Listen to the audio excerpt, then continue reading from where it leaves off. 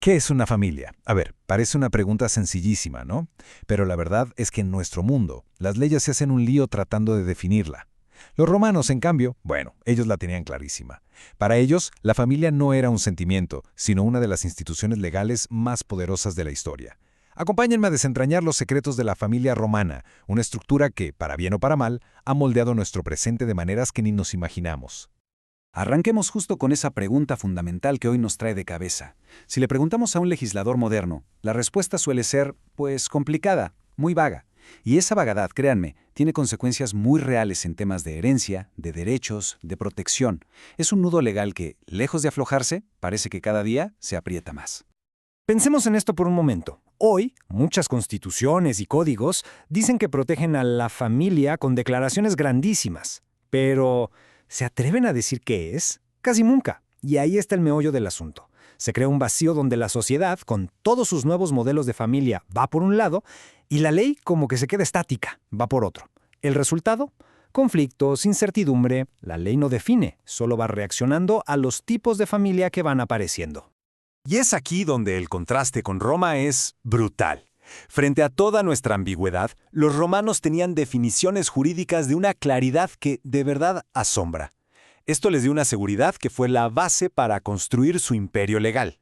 Para ellos, la familia no era una idea social que cambiaba con el aire. Era una auténtica fortaleza legal. Entonces, ¿cómo lo hicieron? Bueno, este va a ser nuestro mapa de ruta. Primero, vamos a ver su respuesta, que se centra en una sola palabra: poder.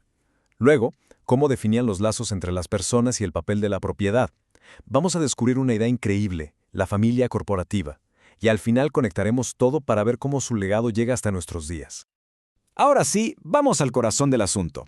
Para entender la familia romana, todo, absolutamente todo, empieza y termina con una sola figura: el pater familias. Y mucho ojo, él no era simplemente el papá. No.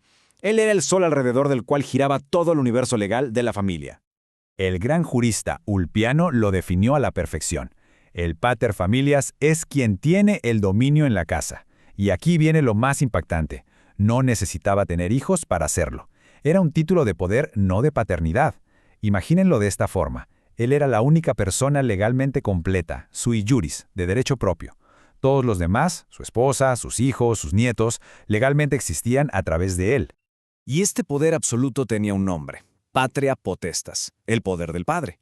¿Y qué tan lejos llegaba? Miren, mejor prepárense, porque visto desde nuestra perspectiva moderna, su alcance es sencillamente abrumador. Primero, el ius vendendi. Esto es, literalmente, el derecho a vender. El paterfamilias podía legalmente vender a los miembros de su familia, incluyendo a sus propios hijos, a otra familia.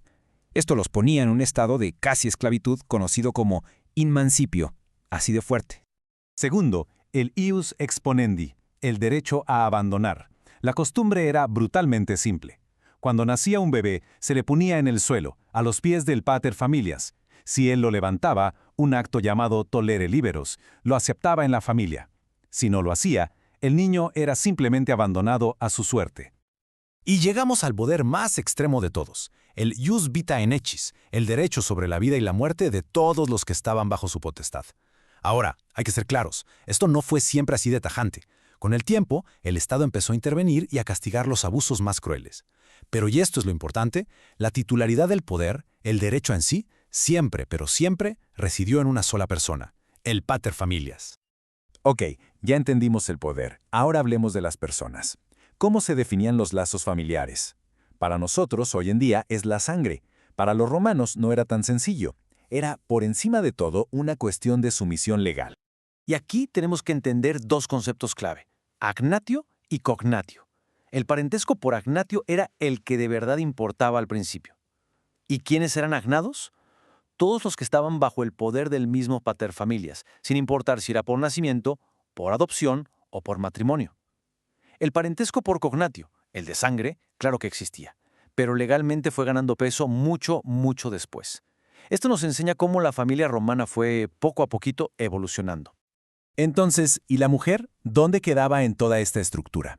Una frase de Ulpiano es brutalmente clara: Mulier autem familiae sua et caput et finis est. La mujer es el principio y el fin de su propia familia. ¿Qué quiere decir esto? que aunque ella no podía ejercer poder sobre nadie, legalmente era el final de su propio linaje. Sus hijos pertenecían a la familia del padre, no a la de ella. Era legalmente hablando un callejón sin salida. Muy bien, ya vimos el poder y las personas. Ahora vamos a cambiar el lente, porque la familia romana no era solo una estructura de poder, era una máquina económica increíblemente eficiente. Y las reglas, como ya se estarán imaginando, eran de una claridad absoluta. Y el punto clave es este: solo el paterfamilias podía ser dueño de algo. Imaginen a un hijo ya adulto, un general victorioso que regresa de la guerra con un botín enorme. Legalmente, ¿de quién es todo eso? Del paterfamilias.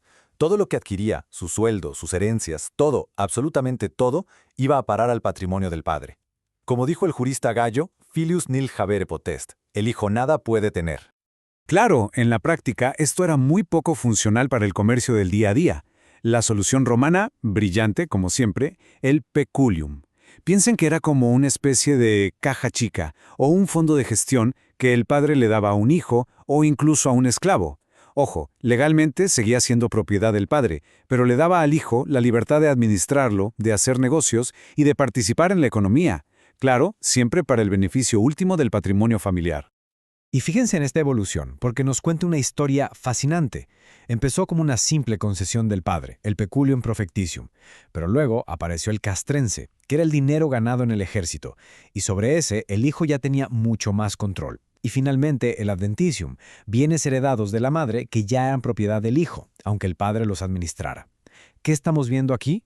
Una lenta pero imparable erosión del poder económico absoluto del paterfamilias. Hemos visto poder, personas y propiedad. Pareciera que ya tenemos la imagen completa. Pero los romanos, que eran súper pragmáticos, llevaron el concepto de familia a un lugar que de verdad nos va a volar la cabeza. La pregunta es esta.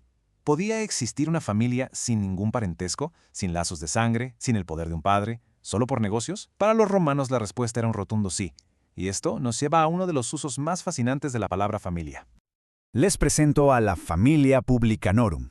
Los publicani eran, básicamente, contratistas privados que le compraban al Estado el derecho a recaudar impuestos. Para lograrlo, juntaban equipos enormes: contadores, guardias, administradores, y a todo este conjunto de personas, libres y esclavos, ¿saben cómo lo llamaba la ley?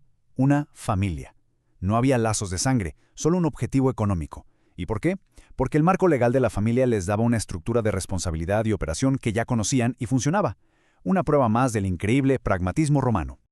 Poder, personas, propiedad e incluso negocios. Ya recorrimos el mundo de la familia romana. Ahora, la pregunta final. ¿Y todo esto a nosotros qué? ¿Por qué nos importa hoy? Porque esa sombra legal se proyectó durante casi 2000 años hasta llegar, literalmente, a nuestras propias leyes. Esta línea de tiempo lo dice todo. El concepto de la patria potestas, nacido en la Roma más antigua, fue tan sólido que sobrevivió la caída del imperio. Lo adoptó el derecho de la Iglesia y finalmente aterrizó en códigos civiles modernos como el español de 1889. En esa ley, el poder era del padre. Punto. Tuvimos que esperar hasta 1981, prácticamente ayer en términos históricos, para que una reforma transformara ese poder en algo compartido. El punto final es este. La estructura legal de la familia en gran parte del mundo occidental fue, hasta hace un par de generaciones, una herencia directa de Roma. La idea de un poder centralizado en el varón, con la familia operando como una sola unidad legal y económica bajo su mando, demostró tener una durabilidad asombrosa. Y todo esto nos regresa al principio. Los romanos optaron por una claridad legal de hierro. Daba mucha certeza, sí, pero a costa de la autonomía individual. Hoy, nosotros buscamos una flexibilidad social que abrace la diversidad de familias que existen, pero a menudo pagamos el precio de la incertidumbre legal.